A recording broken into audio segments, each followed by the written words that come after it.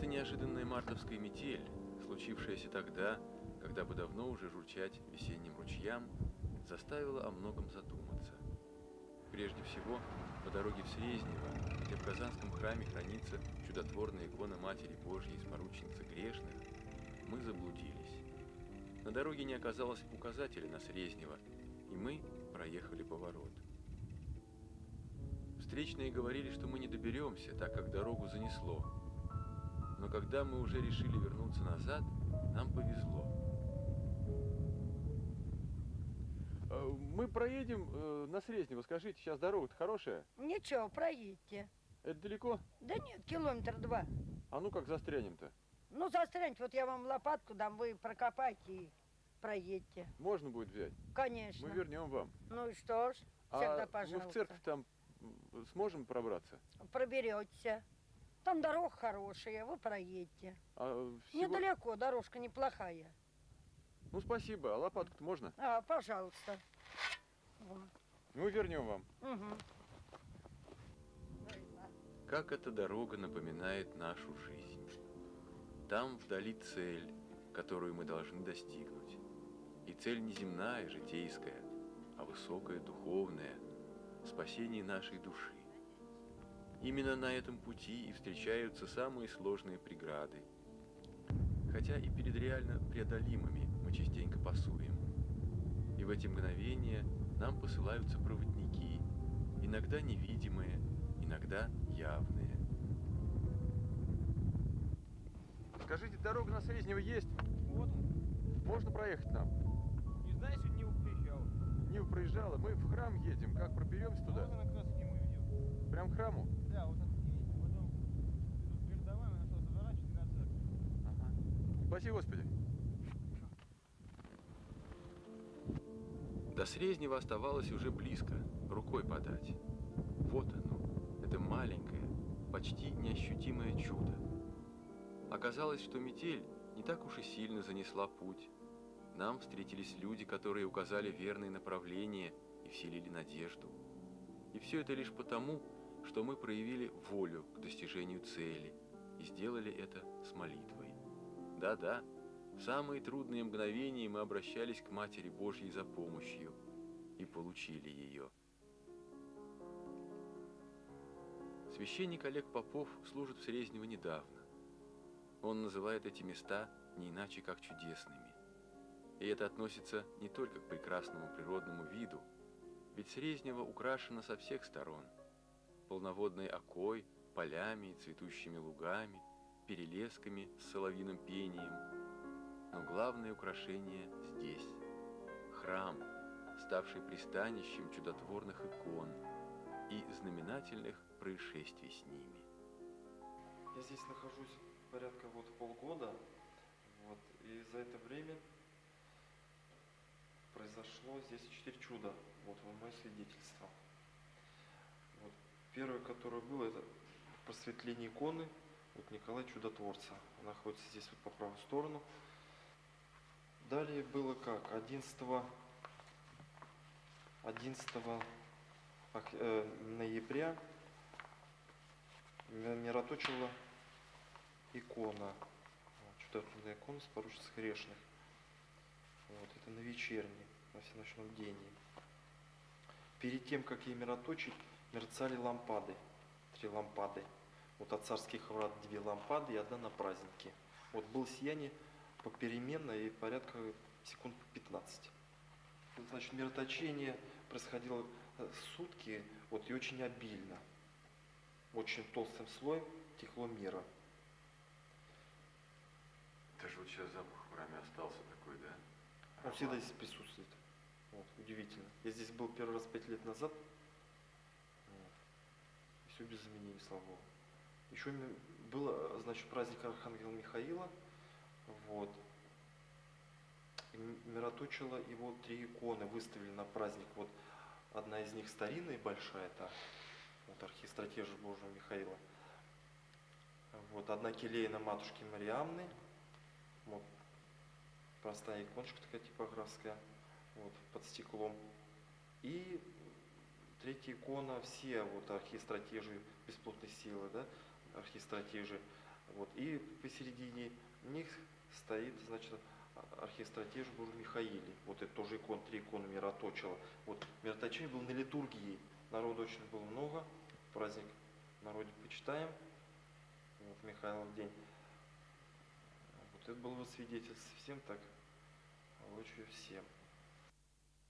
Есть в Срезнево и еще одно чудо – схимонахиня Мариамна. Нет, она не пророчествует, не исцеляет, но вот уже полвека, находясь в затворе, является хранительницей иконы Матери Божьей с поручницы грешных. Она многое видела, и, несмотря на преклонный возраст и слабый старческий слух, все помнит. Уж много было, много чудес исцелений. А сейчас вот последнее это я помню. А на протяжении всех лет-то тут что только не было.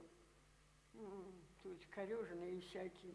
Одна на праздновании вот из черной земли, вот она бежала, вот прямо с кулаками. Сейчас она жива, Таня. Вот с поручницей подбежала, хотела ее кулаками, и упала сразу. Одна унгарская, да, это тоже она, вот раба Божия хотела подходить к матери, вот подходит, опять падает на спину, разбивается, опять лежит. Теперь вот хочет опять подойти, опять, а потом упала и лежала час целый. Ковер ей матушка постелила. Он говорит, ну что, как? Потом все. Потом хочу хоть подходить, от нее хоть пламя огня. И я, говорит, падаю. Подхожу, опять огонь, я опять, говорит, падаю. Ну, все-таки она ее исцелила.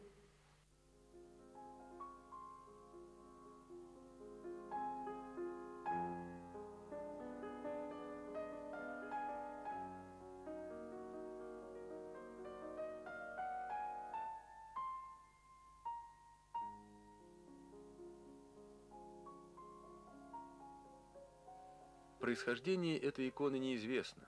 Появилась она в Орловской епархии, в Николаевском Одрине монастыре. Была безвестна и от времени сильно потемнела. Но вот одна мать со слезами молилась перед ней об исцелении своего сына. И это случилось. А потом стали совершаться и другие чудеса. По всей России разошлись списки с этой иконы. С одним из них иеромонах Филарет ходил по Рязанской губернии, и много чудес было явлено молящимся перед ней. От чего происходит это? От чего происходит это? Ну вот, от чего происходит? Чудеса обойти Матери Божией, непростая икона. К простой иконе подходишь, это что? А то и называют чудотворные. С ней Филарет вон ходил сколько чудес-то. В одном бывало в селе встречают, в другой провожают. Вот тут встрянут, значит, эти люди идут провожать до того села. Одна и говорит, и тут вот она еще живет, одна и говорит, мамаш, я пойду и провожу Матерь Божию. Без тебя проводят, дела делай. Упала эта свекровь, лежала скорченная, кричала. Подожали батюшке Филарету, вернулись все. Вначале молились долго, батюшка Филарет молился, отпустил ее. Без тебя, говорит, проводит. Вот как все слышит, Матерь Божия. Великая чудотворная икона, особый. На прошлый день вот всех, сколько я прожила, ой, тут много.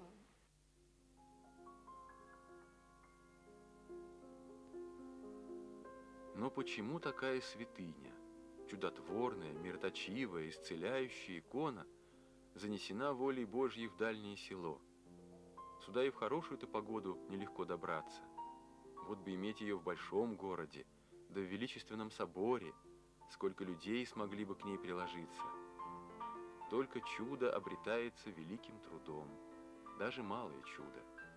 Оно свершится лишь тогда, когда мы через житейскую непогоду и распутицу будем упорно двигаться к намеченной цели и достигнем ее.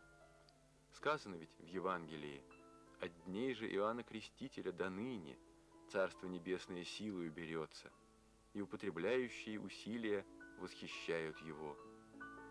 Только силу эту надо приложить к себе самому, к своей душе, применить усилия и заставить себя пройти сквозь метель.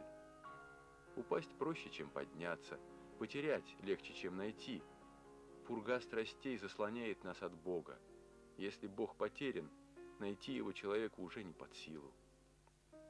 Святой Иоанн Златоуст говорит об этом. Как можно исправить то, что разрушил сам Бог? Вот он в чем страх-то Божий.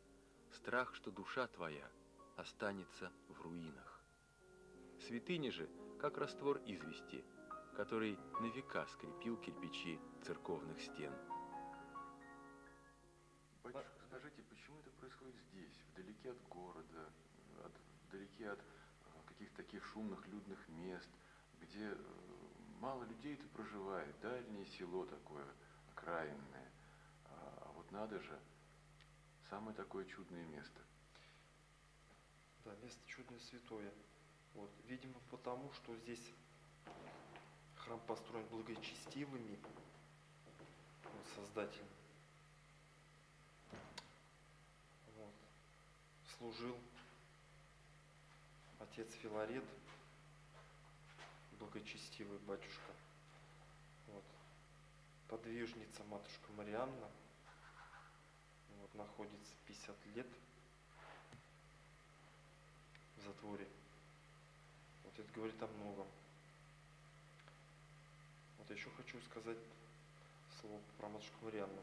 Вот. В ее молитве совершается многое, как бы сам на себе почувствовал. Вот она, видишь как, вот когда она ходила по селениям, по всем. Когда шествие кончилось, революции, больше запретили батюшки ходить. Собрались в Спасский, там собор священников там был. Отец Леонид и говорит, что надо ее в землю зарыть. А одна женщина вот тут схоронена. Матерь Божия столько делала вам чудес, нам чудес, и вы теперь уходите в землю. Вроде она сказала, я что ли, ты ловка-то, говорит, бери. И вот ее и взяли сюда. Может быть, это место такое особое? Да, место особое какое тут. Она вот идет в Пронский монастырь, там тоже такое все луг, и тоже лесок. Я вот тогда один раз была у Иоанна Богослова. Тоже такое же место. И тут, видите, река, тишина, тут место непростое. И все, если рабы Божьи какие, тут все было в ухае, если кто чувствует, кому дается. Тут непростое место, монастырское, только она в запустении. А как уж так, значит, угодно Матерь Божия. А вот при последнем конце, тогда был один у меня человек, он там и говорит, матушка, а это место чевать прославится. Над алтарем, над алтарем, говорит, огонь. Это место вот прослал порядочно, не вот сразу. Это давно. Может быть, не место это в запустении, а души наши такие в запустении? Да, конечно, это чушь там, а люди такие. А это ж Матерь Божия вот всех просвещает. Да, правильно, души наши. Что нам делать, матушка? Как нам жить надо? Как жить? Богу служить. Что нам надо? Сейчас нам надо Богу. Веру крепко держать. Веру держать крепко, крепко. На все надо идти, на все. Ничего не бояться. Вон мученики шли. Да, вера.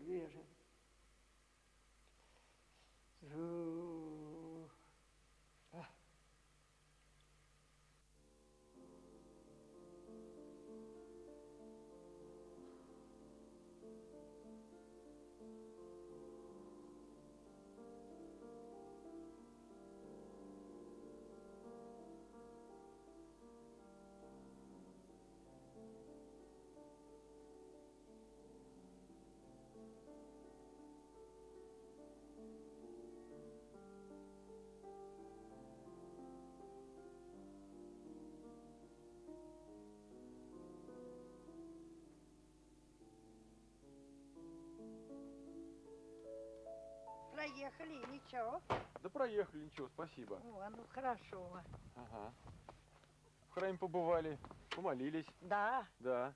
Свечку Да. за вас поставили. Ой, ну И большое, записали вас в помянке. большое спасибо вам. Вот, ага. Народ кто был там? Да нет, сегодня не было. Мало. А, это Нет. такие праздничные дни-то. Ага. А вы Ой. ходите туда, да? Да так на редкость. Здесь ведь недалеко. Рубль Да, подать. здесь недалеко. Ага. Ну ладно, Дорога плохая? нормальная. Ничего, да? Ну хорошо. Ну вот съездили, теперь посмотрели. У нас тут ведь река вот такая, вот. Да. Тут пароходы ходят. Там луг. А так-то много вот из Рязани в храм ездят. Да, вот особенно когда на празднование. Народа много, все на машинах едут. Она как все с Серезневской, что ли, ездят.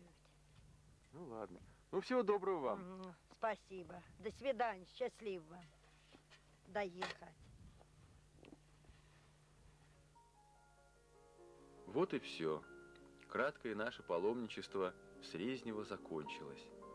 Мы проехали сквозь метель. Мы прикоснулись к чуду. Завтра, наверное, будет хорошая погода, солнечная. Ведь не надо будет никуда ехать, преодолевать сопротивление. Впрочем, я ошибаюсь. Мы либо идем к Богу, и тогда путь наш тернист, либо не идем.